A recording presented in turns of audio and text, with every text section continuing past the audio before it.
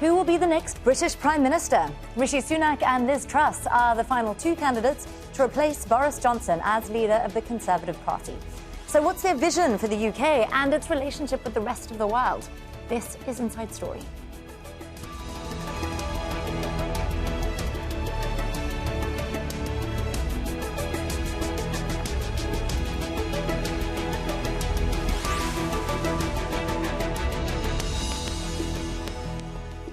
Hello there and welcome to the programme. I'm Nastasya Tay. Now, Britain will either have its third female Prime Minister or its first with South Asian heritage. Liz Truss and Rishi Sunak won the most votes from Conservative MPs to take over from Boris Johnson, who is stepping down now after a series of scandals. The decision now rests with around 160,000 party members. They have just over a month now to choose between Truss, the Foreign Secretary, and Sunak, who's a former Chancellor of the Exchequer. Now, both say they have what it takes to tackle record-high inflation, boost the economy and win the next election. Jonah Hull reports. Therefore, Rishi Sunak and Liz Truss will be the candidates going forward. Conservative Party MPs have spoken. Now grassroots members will decide whether former Chancellor Rishi Sunak or Foreign Secretary Liz Truss should go on to be party leader and Britain's next Prime Minister. Both are divisive characters. Both have the experience of high office. Truss promises what she calls a truly conservative economic agenda, tax cuts and a hike in defence spending. I'm the person who can go into number 10, I can hit the ground running and I can get things done. Sunak says he'll stabilise the economy, ease the cost of living crisis and win the next election. The question now for our members is, who is the best person to defeat Keir Starmer and the Labour Party at the next election? I believe I'm the only candidate who can do that. And there's a further distinction between the two. While Liz Truss is seen as the candidate most likely to continue Boris Johnson's brand of populist politics, Rishi Sunak isn't popular in Downing Street, where he's seen as having betrayed Johnson, earning him the distrust of party members. A poll of those very party members who will elect the next Prime Minister suggests that Liz Truss is far more likely to win than Rishi Sunak. Before the focus shifted to a very public summer leadership campaign, there was time for Parliament to say goodbye to Boris Johnson at his final session at the dispatch box in Prime Minister's Questions. I do know that the relationship between a Prime Minister and Leader of the Opposition is never easy, and this one's proved no exception to the rule. But I would like to take this opportunity to wish him, his wife and his family the best for the future. Johnson had this advice for his successor. Number one, stay close to the Americans, stick up for the Ukrainians, stick up for freedom and democracy everywhere. Johnson's relatively short tenure included, he said, restoring the UK's independence from Europe and battling the pandemic. But then a string of scandals brought his office into disrepute. Mr. Speaker, I want to thank everybody here and hasta la vista, baby. Thank you. Johnson exited the House of Commons to rousing applause. The next Prime Minister will be named on September the 5th. Jonah Hull, Al Jazeera, London.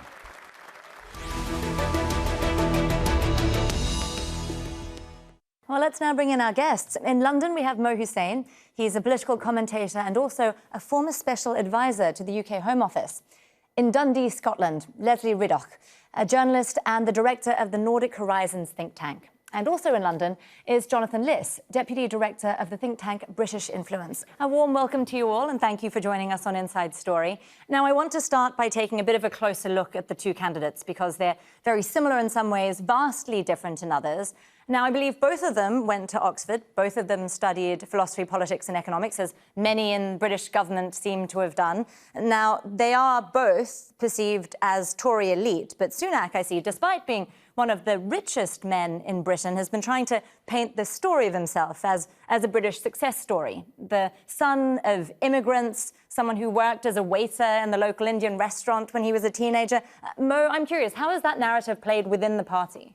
I think it's played relatively well. People do like a good backstory, and there's been other candidates who have made a really big thing about their family background, the values that they had growing up, and the fact that they perhaps weren't from the UK, but they came here and they have risen to really high office in government and high-ranking roles in the Conservative Party. So I think people do like that, but as long as then that is made use of and can be translated into leadership and what you would do when you actually then become the Prime Minister and the opportunities you would give to other people. So I think it serves a purpose, but it does need to then translate into action as well.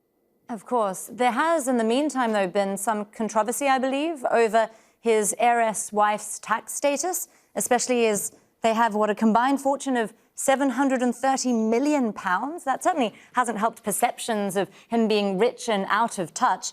Lesley, how much has that hurt him? Well, I think it has hurt enormously. And it depends which people you're referring to here in judgment terms, because there's the wider public who might have one view of both the candidates and indeed the whole quite vicious Tory leadership campaign. But then the people who really matter are that 200,000 Tory membership who are really quite atypical of the whole population. But still, on social media, for example, over the last couple of days, there's been not big discussions about the debates on tax, but the observation that Rishi Sunak went to a building site somewhere wearing Prada shoes. Why this should matter, who knows? But it's always just picking away at that point that he earns so much. Another way of putting it, as you've just done, is that he actually earns more than the Queen. Now, to a lot of people who value the monarchy, that just kind of feels wrong. So he will always be on the back foot on that one, no matter how often he gets his supporters to come in and talk endlessly about his life, his young life, living on top of a chemist pharmacy. Sure. Well, speaking of his young life and his life now, he would be the first Prime Minister, British Prime Minister of colour, if he wins, as we've been saying. Now, I know he says his heritage is enormously important to him. He talks about during his childhood going to Temple one day and then Southampton football matches the next. I know he's also spoken about how Britain, he feels, has become more open and more integrated. Jonathan, do you think race and ethnicity will play any kind of a role in the vote here, the vote within the Tory party itself? I think we need to acknowledge that there are some people, perhaps in the Tory membership, who might be less inclined to vote for Sunak on account of race, but I think the majority of Conservatives actually would be happy to vote for him. I think the key point to make here is that provided the candidates are singing from the same anti-immigration hymn sheet, which they all are, then it won't actually matter. The fundamental disconnect is that Rishi Sunak made a great play about how his family sort of came from somewhere else in his campaign video. But like all the other candidates, he is promising to deport migrants who've come here across the Channel and refugees to Rwanda, a policy which would have seemed completely extreme a few months ago and is now mainstream in the Conservative Party. So I think that, until the Conservative Party thinks about what it really wants to do about immigration and multiculturalism, it doesn't actually matter the skin colour of the people who are conveying that message. Sure. I want to talk briefly here about Brexit, because both candidates did have different approaches. So Sunak, he was a Brexiteer. He said he voted for, or campaigned for leave as well, because he wanted to shake things up a bit and create space for change. Truss, though, notably voted Remain, and then has since changed her mind. Mo, do you think that hurts her, and especially this idea that she could change her mind on big-ticket policies in the future?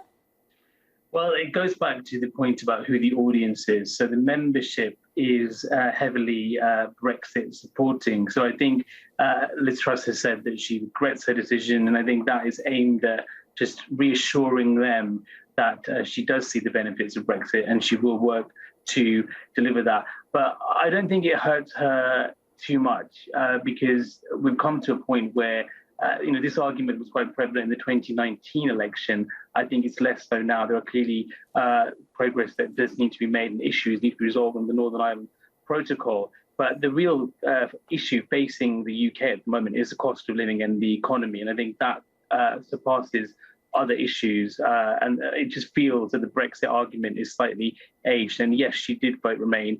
Since then, she has recalibrated herself, let's say, into a Brexiteer. And I think she's probably now more known for that than for voting Remain a few years ago. Well, one of the big issues for British voters who aren't in the South and who are in Scotland has been this idea of Scottish independence. And they've also reacted very strongly to what happened with Brexit. Now, I understand Liz spent part of her childhood in Scotland. So, Lesley, I'm wondering then, how is she viewed there, particularly around this issue of potential Scottish independence?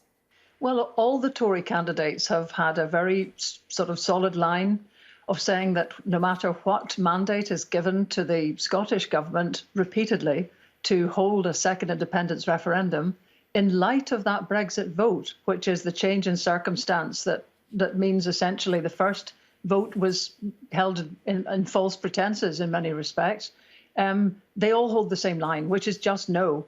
Many commentators think that just keep saying no to a democratic process won't hold for long, but it's the position they all share. As far as her background's concerned, it's not really doing her a lot of good. It's more that the Scots just keep voting not Tory, and they have done, we have done, for the best part of 100 years, with a small exception in the 1950s. So whoever is the product of a Tory leadership contest will not really go down very well here. Just one other wee thing about that. She talked when she was picked on by Rishi Sunak in the debates, and he'd asked her, do you regret more being a Remain supporter or a member of the Lib Dems? She rounded on him and started to talk about her background in Scotland and saying how she'd become a Conservative because she was so appalled by the low standard of education that she'd seen around her. Well, that education for her was spent entirely during the period Margaret Thatcher was Prime Minister. So it hasn't taken people very long here to look at that and think, well, what are you actually saying? A lot of what she says seems very contradictory and seems thought of in the heat of the moment and doesn't really seem to hold water the next moment.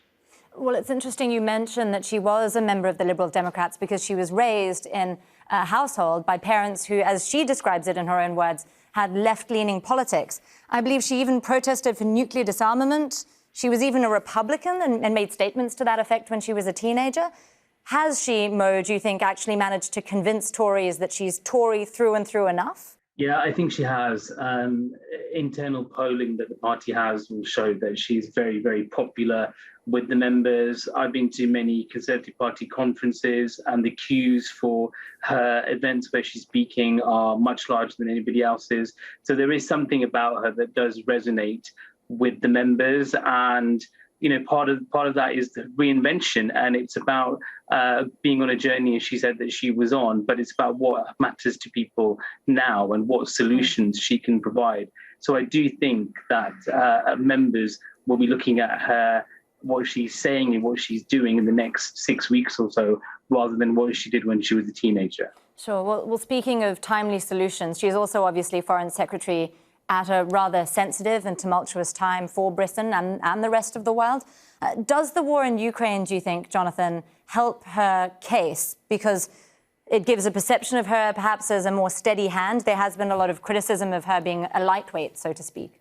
Frankly, I don't think the Ukraine war is going to have much impact on the debate. And I have to say that it's much easier to be a war leader when you're not actually fighting a war. The same can be said of Boris Johnson. All that the Conservative government needs to do was to pledge assistance to Kyiv to send arms, and they did that. And they admittedly did that better and faster than some other countries. But it was not some sort of staggering feat that was achieved in London. And I think that any Conservative leader and Foreign Secretary would have done the same. Any future Conservative leader will do the same as well. I think Liz Truss is desperate to kind of harness her sort of pro-Ukraine, pro-Brexit credentials, but it does feel a little bit desperate. And it also might backfire in the case of Brexit and our relations with the world, because let's not forget that as Foreign Secretary, she has actually threatened to break international law with her bill to overturn the Northern Ireland Protocol, which is a centrepiece of the treaty Britain signed with the EU. Now, if Truss or Sunak, for that matter, if they go through with that as Prime Minister, because the bill is still going through Parliament, then that will invite a full-scale trade war with the EU in a cost of living crisis. That will be a catastrophe for Britain's economy, and neither of the candidates is prepared to admit that or say what they're going to do about it. I see you're agreeing there, Lesley. How is this being perceived in parts of the UK outside of England, do you think, given the potential risks that it has for Britain as a whole? Well, I think really people probably across the whole United Kingdom who are out with that small, tiny band of people who have some say in this leadership contest are just sitting back, somewhat bemused, a little bit aghast, depending on their politics, and realising that this huge decision about the shape of Britain to come is completely out of their hands, because there will not be another general election quickly, since it's pretty evident that very probably the Conservatives would lose it. So we see this big reshaping happening. Sometimes we're told that there's a great need for change. All the candidates are saying that, despite the fact that the Conservatives have been in charge for the last 12 years. So change from what? Their own policies. Or else we get the message that it's all about continuity. And it's a very puzzling thing, because if there has been a big change since 2019, then that manifesto that elected Boris Johnson really doesn't hold anymore. You know, if you were really thinking about democracy, you might think that needed to have a fresh mandate. So really, I think a lot of people are just sitting watching the machinations, the mechanisms, and all of this churn going on, as if it is a bit of a pantomime, but such an important one when we've got everything to figure out, including adjustments to take account of the massive heat that we've just experienced in Britain, that shows that the climate crisis should be really top of our thinking. There's nobody running government until September the 5th. Well, as we watch that process take place right now, I want to look a little more at their chances. Mo, we know that Liz Truss, as you've been saying, is the current favourite, but Rishi Sunak won more consistent support from MPs in all the votes that we saw. So why is that?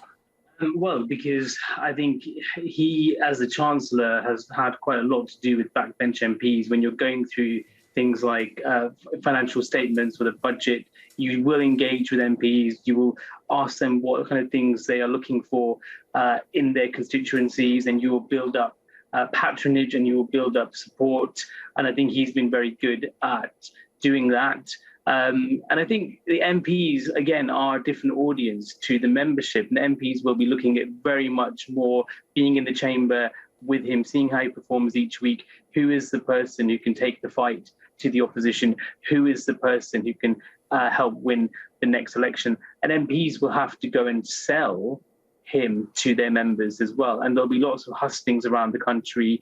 And members will then look at what do the MP think, and then also their own views. And they will be swayed by who is the best potential of winning the next election. Because it's fine that people are making all these promises saying, I'll reduce your taxes, I'll do this, I'll do that. But if you're not in government, you can't do any of it. So it's also in the members' interest to elect somebody who can win the next election. Of course. Well, this seems like a good time to take a look at just who will be actually casting ballots ahead of that September 5th announcement. Well, there are between 160,000 and 200,000 Conservative Party members. Now, research from 2018 suggests that more than half are older than 60, 97% of them are white, 71% are men, and more than half of them live in London and the south of England, traditionally the richest parts of the UK. So, Jonathan, let me pose this question to you. These mostly elderly, mostly white, mostly men seem to be more likely to prefer Truss. Why? Because of her politics. She's seen as, ironically, more of a true believer on Brexit. Perhaps that's Jazeera the convert. As we said, she voted to remain in 2016. Also, she's pledging radical tax cuts, which make her seem more conservative than Rishi Sunak.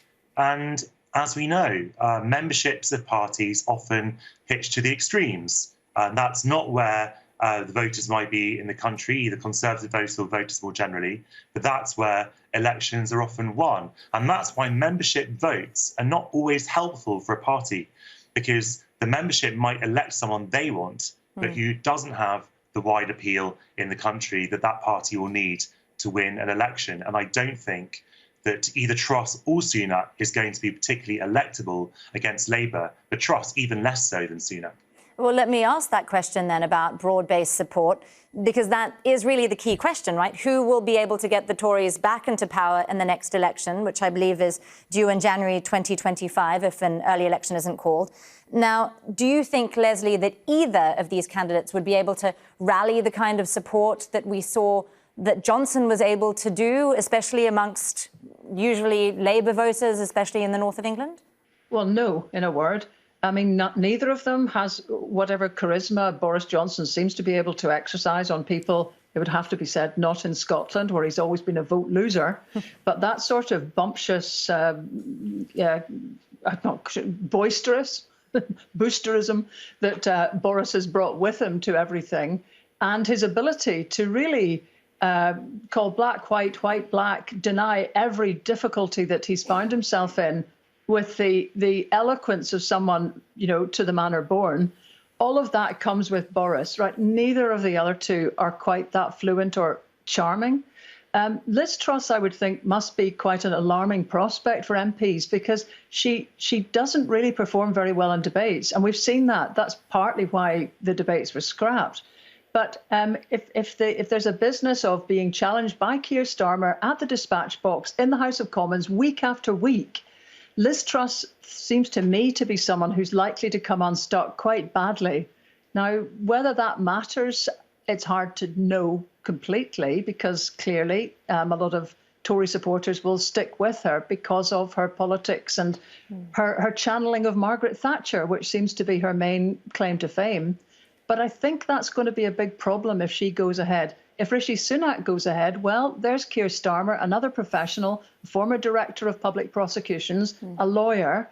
There's two slightly standoffish characters who, neither of whom have that old-fashioned bounce that Boris brought to proceedings. So it's all there for the competition if those two go ahead. Well, I want to talk very briefly about Thatcher, because Rishi Sunak says he plans to put into place Thatcherite economic policies, and that is where the battleground seems to lie. But Margaret Thatcher is also, as you suggested there, an icon for Liz Truss. She even, I believe, played the role of Thatcher in her school play in primary school. So, Mo, as a member of the Conservative Party yourself, how would you differentiate their policies?